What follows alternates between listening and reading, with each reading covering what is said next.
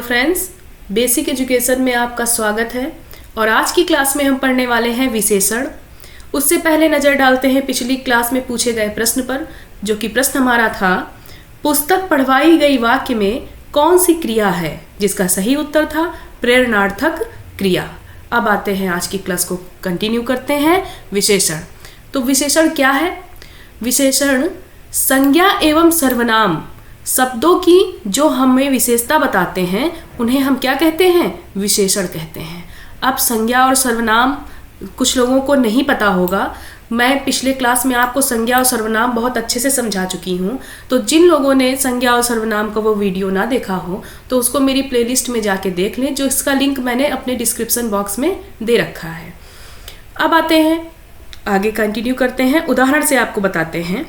जैसे हम जब किसी भी व्यक्ति की अच्छाई, बुराई, गुण, दोष, ये सब जब हम बताते हैं, उनके लिए जो हम शब्द यूज करते हैं वो हमारे क्या कहलाते हैं? विशेषण शब्द कहलाते हैं। जैसे अच्छा, काला, गोरा, लंबा, तो ये सब क्या हो गए? हम किसी का गुण और दोष बता रहे हैं कि वो एक अच्छा व्यक्ति है, वह काला है, वह गोरा है, वह लंबा है। तो ये सब जब हम किसी भी व्यक्ति का गुण, दोष, अच्छाई, बुराई, ये सब बताते हैं, उनके लिए जो शब्द यूज करते हैं वो हमारे क्या कहलाते हैं? विशेषण कहलाते हैं। जैसे उदाहरण में देखिए, वह एक काला घोड़ा है। तो यहाँ पर ये जो घोड़ा है, इसकी विशेषता कौन बता रहा है? काला घोड़ा है। तो यहाँ पर घोड़ा तो हमारी संज्ञा हो गई और काला उसकी विशेषता बता रहा है। तो इसी को कहा गया है ऊपर हमारी डिफिनेशन में कि संज्ञा और सर्वनाम की जो विशेषता बताते, तो यहाँ पर संज्ञा घोड़ा है और उसकी विशेषता बता रहा है ये काला शब्द। तो यहाँ पर जो काला है ये हमारा क्या हो गया? विशेषण हो गया। इस प्रकार विशेषण मेरे ख्याल से समझ चुके होंगे आप। अब आते हैं विशेषण के भेद पर।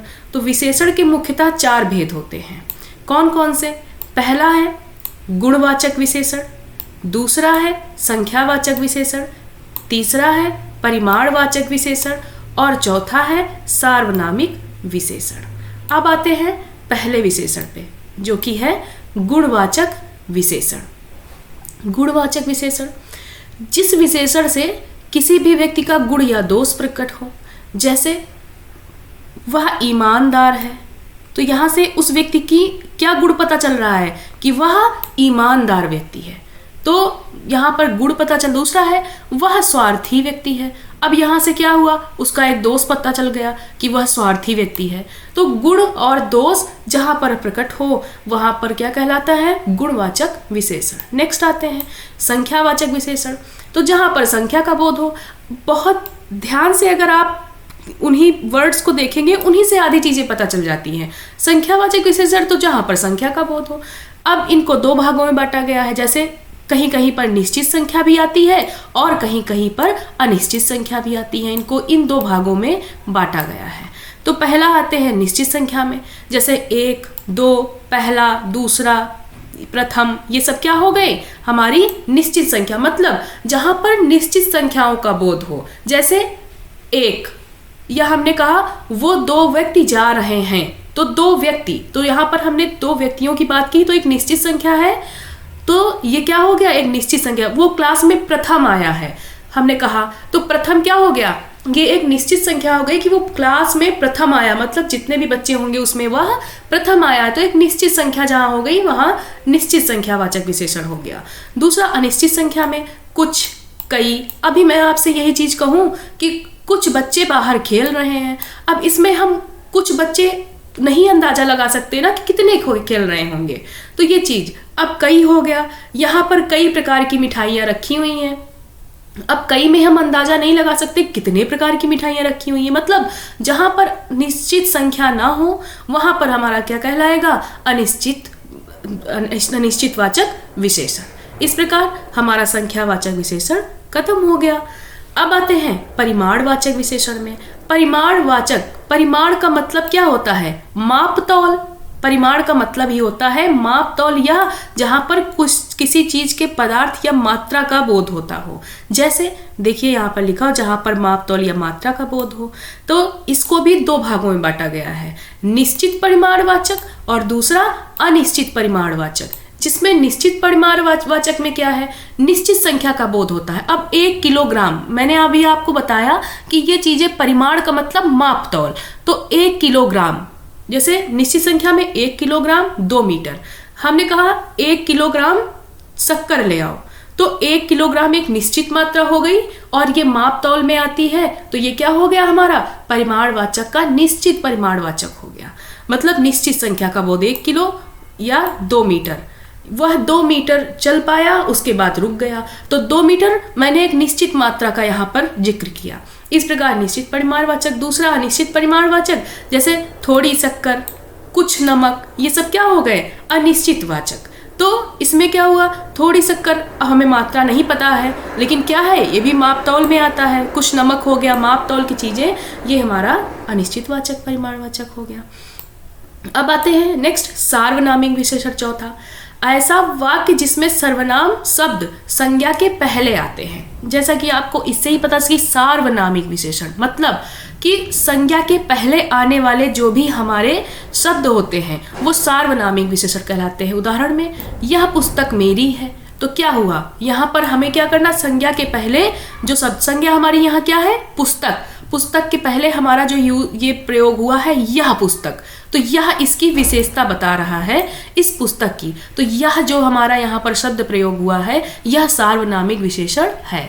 जैसे है तुम प्रिया के भाई हो, तो प्रिया, प्रिया यहाँ पर क्या हो गई संज्ञा हो गई, और संज्ञा के पहले ही प्रयोग हुआ है तुम, तो तुम हमारा क्या हो गया सार्वनामिक विशेषण। इस प्रकार हमारे चारों विशेषण खत्म हो गए। अब कहीं कहीं पे परीक्षा में पूछ लिया जाता है कि प्रविशेषण क्या होता है, उसको भी एक लाइन में जान लेते हैं। तो जो शब्द, वे शब्द जो विशेषण की विशेषता बताएं, अभी तक जो संज्ञा और सर्वनाम की विशेषता बताते थे शब्द, उनको हम विशेषण कहते थे, लेकिन जो शब्द विशेषण की ही विशेषता बताएं उन्हें हम क्या कहते हैं प्रविशेषण। जैसे आइए देखते उदाहरण से, बहुत अच्छे से समझेंगे। तुम बहुत तेज भागते हो, अब क्या बताया गया कि यहाँ पर अगर हम देखें विशेषण क्या है तेज भागते हो, मतलब तेज हमारा क्या हो गया विशेषण हो गया, लेकिन इस विशेषण की भी विशेषता कौन बता रहा है कि तेज में कैसे भाग रहे हो, बहुत तेज की बहुत मतलब कैसे भाग रहे हो, तो बहुत जो हो गया ये हमारा क्या हो गया ये प्रविशेषण है। मतलब प्रविशेषण का मतलब ही कि जो विशेषण की विशेषता बताए, तो यहाँ पर बहुत हमारा क्या हो गया प्रविशेषण।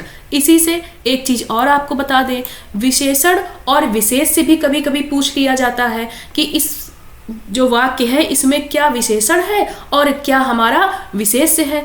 तो जो हमारा, जैसे आपको हम इसी उदाहरण से बताते हैं पहले में कि यहाँ पर क्या है, ये वह एक काला घोड़ा है, तो यहाँ पर जो हमारा ये घोड़ा है तो ये हमारा विशेष्य है, और जो काला हो गया ये तो विशेषण है ही, मैंने आपको बताया।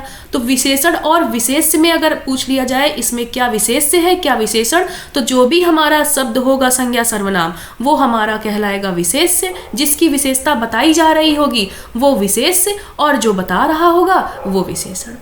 अब आते हैं विशेषण की अवस्थाओं में। कभी कभी परीक्षा में प्रश्न यहाँ से भी पूछ लिए जाते हैं, तो ये भी जानना एक बार जरूरी है कि विशेषण की अवस्थाएं कितनी होती हैं। वो होती हैं 3।